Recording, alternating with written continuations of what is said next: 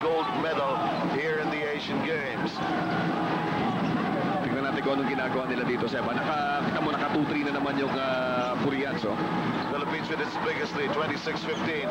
Philippines, a moment of indecision. 2 seconds of the shot clock. Forced shot. No, won't make it on the 24-second violation. Yun ang problema natin with Andy Sigel. Andy Sigel is not known to be a post player, no? Hindi katulad ni Asi Taulaba who would play with his back to the basket. Si Sigel is more of a face basket type of a player.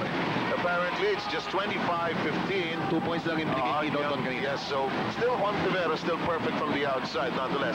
Still the biggest lead of the Philippines at 10. In the meantime, here's Lee Sang-min. The Korea-Japan game was something like this also, Chino. Japan led by as much as 10, but Korea bounced back. So that's something to be wary about. We've got a foul. Sakit natin doon, reach-in foul. Papayaan mo na, hayaan mo na sa doon mag-isa. Kung babanggain mo, banggain mo. Never mind the reach-in foul. So kasi baka masyado tayong maraming foul nag-keep up dito. In the meantime, Ildefonso makes his first appearance. That last foul was against Sigel. Well done on the inbound by the Koreans. We had our backs turned to the pass. Yan ang sinasabi natin, paulit-ulit ang reminder natin. Wag na wag iiwan ng tao. Always have a man in front of that guy para walang passing lane. Wala yung clear lane for a pass. Kim Joo-sung with his first basket in the game. Penetration. Philippines too tight. However, Sigel puts it up. Can't make it. Koreans fighting for it with the Filipinos in the box. Here come the Koreans on the bus out. Oh, great ball fake. Well done. Ayan, bumabalik itong mga Koreano.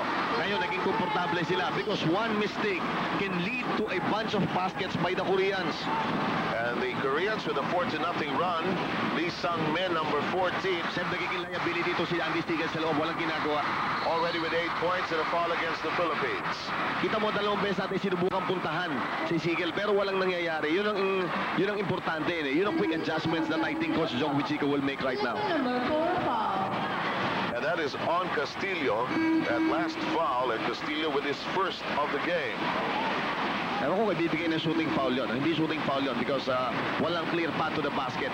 Ayan handa na uminbound sa baseline yung Korean side. Good move, Coach Jong Wichiko. He replaces Andy Sigel na parang tentative sa loob eh. Eto, you put in Asi Taulaba who is a reliable post player. Korea number 14 has radio 2 shots. They are going to give the 2 shots. Alam mo, sa pagtinitignan